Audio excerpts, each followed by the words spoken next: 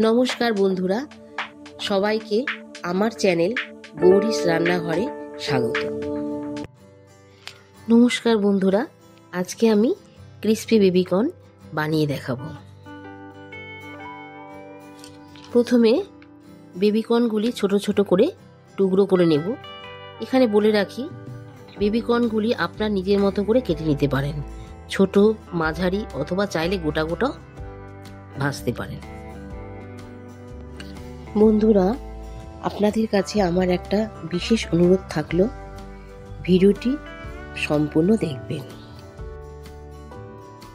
প্রথমে আমি একটা কড়াই বসাবো, তাতে জল গরম হতে দেব।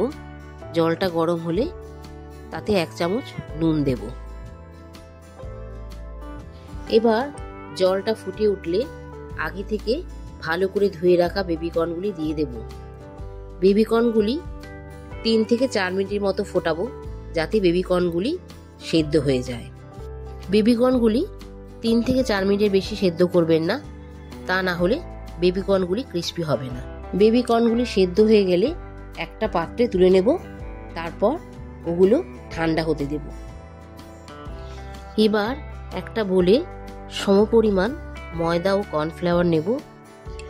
মুচমুচে ভাব বাড়ানোর জন্য ময়দা ও কর্নফ্লাওয়ারের ব্যাটারের মধ্যে 1 চামচ চাইলে চালের গুঁড়ো মিশিয়ে নিতে পারেন।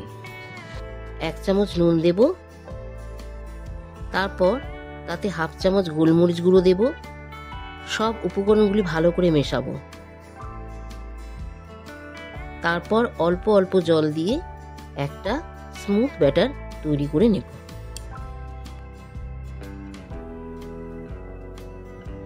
বেবিকর্নগুলি ঠান্ডা হয়ে গেলে একটা বোলের মধ্যে নিয়ে নেব। তারপর তাতে 1 চামচ গোলমরিচ গুঁড়ো দেব, 1 চামচ চিলি ফ্লেক্স দেব, অরিগ্যানো 1 চামচ দেব,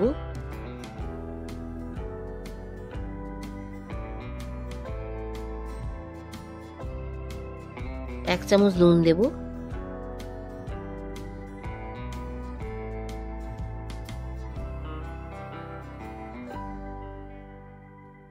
কর্নফ্লাওয়ার বড় চামচের 1 চামচ দেব।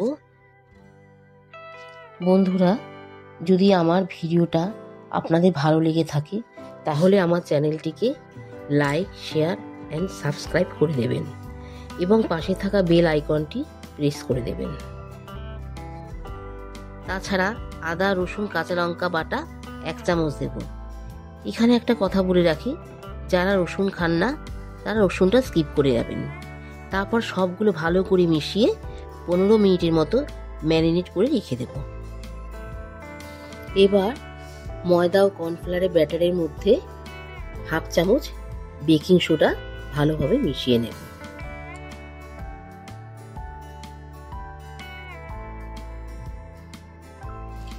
এবার ওভেনে কড়াই বসাবো, তারপর তাতে তেল গরম হতে দেব।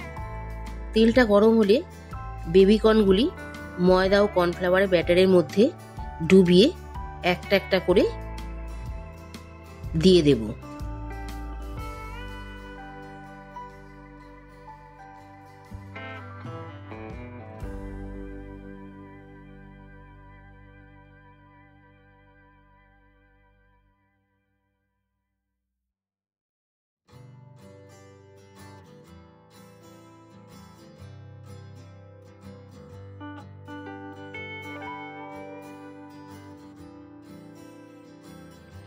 তারপর ফ্লেমটা বাড়িয়ে এক পাশ ভাজা হলে আর এক পাশ উল্টে ভাজবো।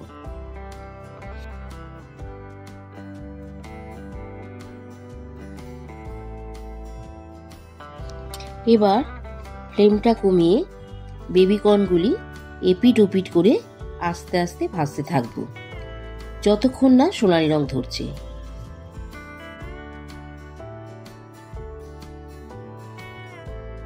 কারণ আস্তে আস্তে না ভাজলে বেবিকর্নগুলি ভেতরে কাঁচা থেকে যেতে পারে, সেই জন্য আস্তে আস্তে ভাজবো।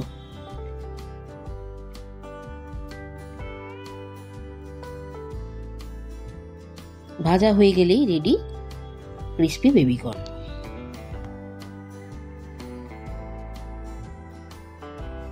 রান্নাটা করে যদি আপনাদের ভালো লেগে থাকে তাহলে আমাকে কমেন্ট বক্সে কমেন্ট করে জানাবেন। গরম গরম ক্রিস্পি বেবিকর্ন সার্ভ করুন টমেটো সস ও ধনেপাতা চাটনি সহযোগে।